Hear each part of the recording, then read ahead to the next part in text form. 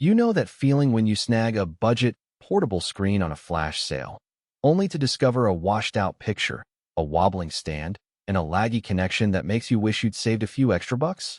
I've been there, and the regret sticks around longer than the cheap plastic frame.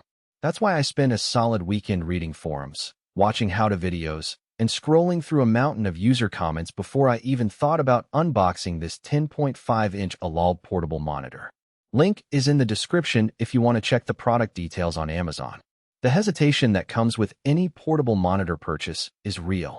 You're balancing three things at once: a screen that actually looks good, a form factor that fits in a backpack, and a price that doesn't feel like you're paying for a glorified tablet.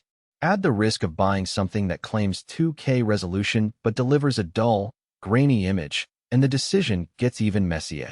For gamers and remote workers, the stakes are higher because you're either compromising your competitive edge or your productivity. Let's start with the basics that matter after you plug it in. The ALALB monitor is a 10.5-inch IPS panel that advertises a 2K 25601440 resolution at a smooth 60 Hz.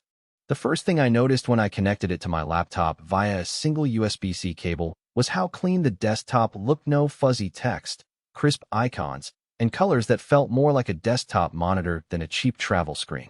The fact that it's truly plug-and-play, no drivers, no extra software, means you can pop it off a charger, plug it into a laptop, and you're ready to go in under a minute.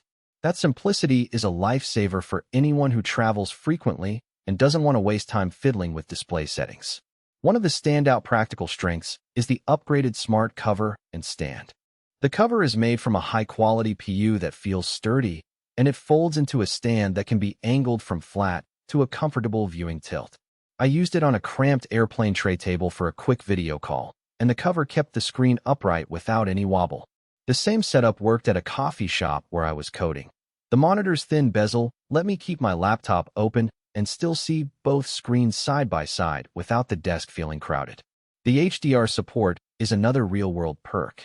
In a dark room, I launched a recent RPG on my PlayStation 5 via HDMI, and the shadows had depth without turning completely black, while bright explosions popped with a bit of extra punch. It's not a full-blown HDR experience like a high-end TV, but for a 10-inch screen it adds a noticeable lift that cheap 1080p alternatives simply can't match. Now, let's talk about the things that might make you think twice. First, the 60 Hz refresh rate is solid for everyday use. But if you're a competitive gamer who relies on 120 Hz or higher to shave milliseconds off your reaction time, you'll notice the difference.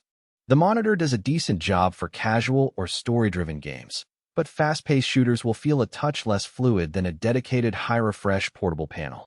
Second, the built-in speakers are present, which is a nice surprise for a monitor this size, yet they're modest in volume and lack bass. In a quiet room, they're fine for background music or a quick chat, but for immersive gaming sessions, you'll likely plug in headphones. Brightness is another practical factor. The panel reaches around 300 nits, which is bright enough for indoor use, but struggles a bit in direct sunlight. I tried it on a park bench on a sunny day, and while the image was still readable, glare made colors look washed out. If you plan to use this monitor outdoors for long stretches, a matte screen protector could help, but the design isn't optimized for full-day outdoor work. Power consumption is something you'll need to keep in mind. The monitor draws its power entirely from the host device via the USB-C cable, so you'll need a laptop or phone that can output enough wattage. I used it with a 65W charger connected to my laptop, and the monitor stayed bright without pulling the laptop's battery too fast. However, if you pair it with a phone that can only deliver 15W, you'll notice the screen dimming a bit after a while.